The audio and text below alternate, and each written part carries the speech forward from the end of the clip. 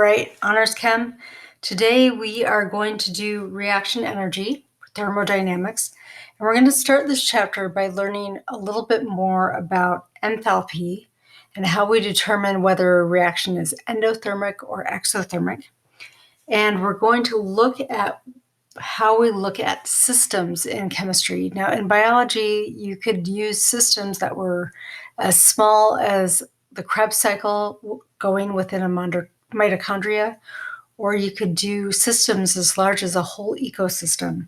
Now, in chemistry, we usually think of a system being a reaction. And when we talk about thermodynamics or chemistry thermodynamics, we're thinking about how energy either goes into a reaction or is released from a reaction. Okay, so let's start defining some stuff.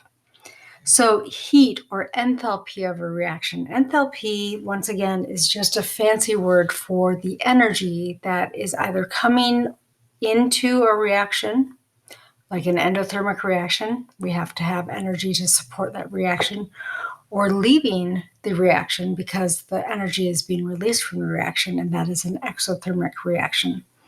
So the heat of a reaction is, or the enthalpy of a reaction is designated by this symbol, delta H.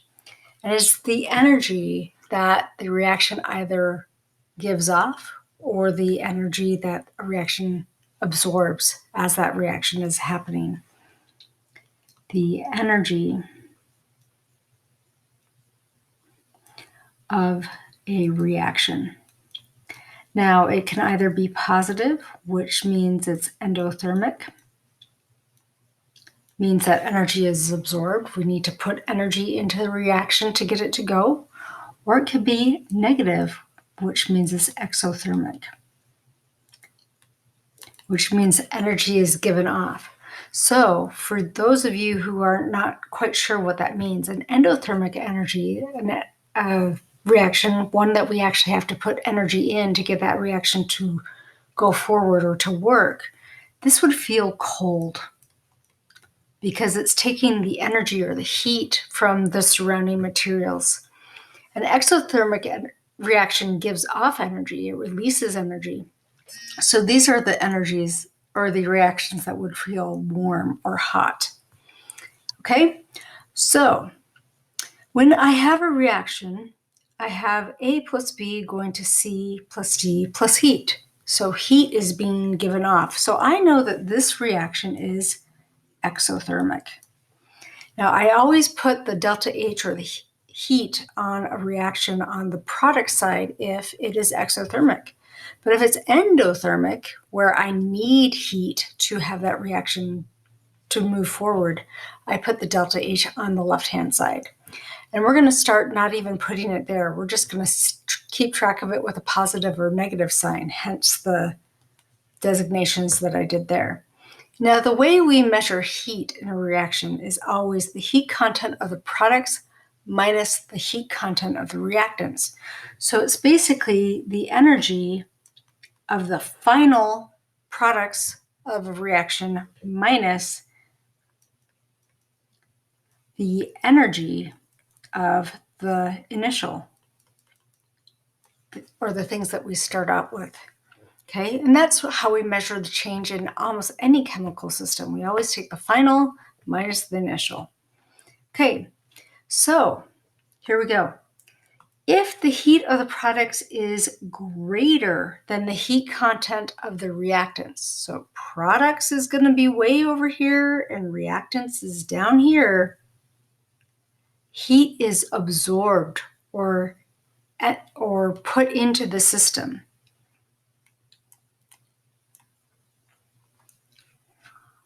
Or added to.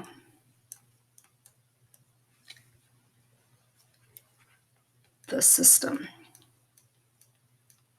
So heat is absorbed from the surroundings, or another way is you could say it's added to the system.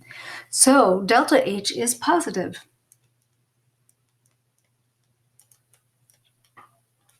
And the reaction is endothermic.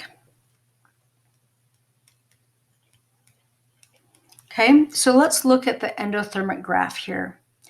Notice the reactants have energy here, the products have energy here. To get to the products, I had to add in energy. And because I had to add in energy, delta H is positive. This difference right here is my delta H. Notice it is positive because I had to add energy into the system to get that reaction to happen. Now on the flip side, though, if the heat content of the reactants is greater than the heat content of the products, heat is removed to the surroundings.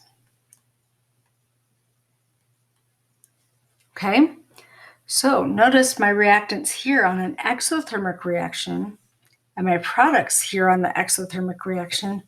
My delta H is negative because I'm removing heat to make the products. The products are lower energy than the reactants.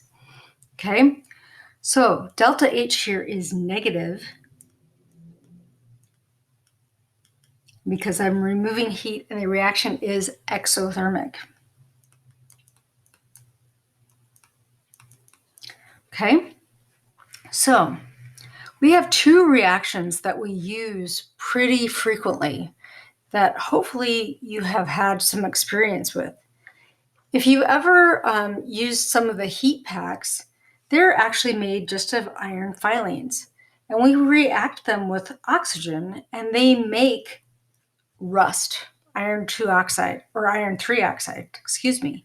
And as that iron and that oxygen combined, it actually goes to a lower energy state. So because it goes to a lower energy state, that energy is released as that rust is being made. And that's why those hand warmers and those foot warmers that you use when you go skiing or hiking or wherever when it's cold actually feel warm because all that heat is released. Okay. Now, in a cold pack, if you've ever been injured and had to have one of those instant cold packs, we use ammonium nitrate. And when we dissolve ammonium nitrate to make the ammonium and the nitrate ion, that actually causes that system to go to a higher energy state. So we go to that higher energy state, and because it goes to that higher energy state, it needs energy to do that. And it takes the energy from the surrounding materials, and so it feels really cold. And so that is why those feel really cold, because it's taking energy off of you, it's taking energy off of everything that's surrounding it to dissolve that ammonium nitrate into the ions. Okay, so this is an exothermic. The heat pack reaction is exothermic, and the cold pack process is an endothermic. Remember, exo, you are releasing energy, so that's going to feel warm. Endo, you're actually absorbing energy, so it feels cold. Okay, hopefully this will let me write here pretty quickly.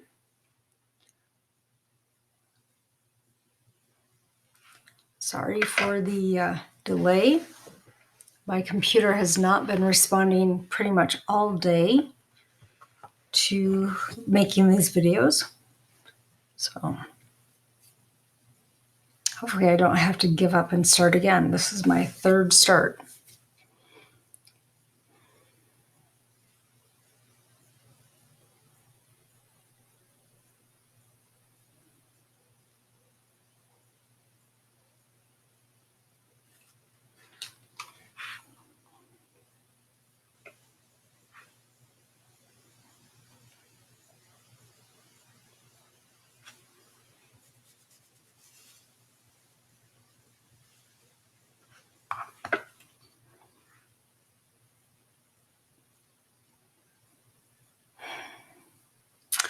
Sorry, guys.